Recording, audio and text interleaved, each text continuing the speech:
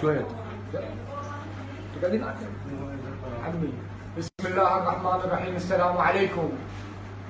احنا ناس انجن علينا ونباق تليفون ابننا، هو عنده صور هو وخطيبته، وجا واحد ساوم على 30 ورقة، لو ينشر الصور لو ياخذ 30 ورقة. عمي البنية بتنا وخطيبتنا واحنا متمسكين بيها، وهذا ابننا هم متمسك بيها، وهذا احنا بنقوله قدام الله وقدام العالم.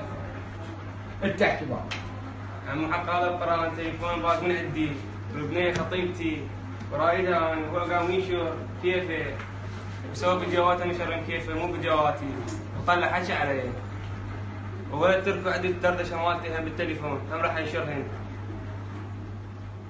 ان شاء الله قاضي عشاري.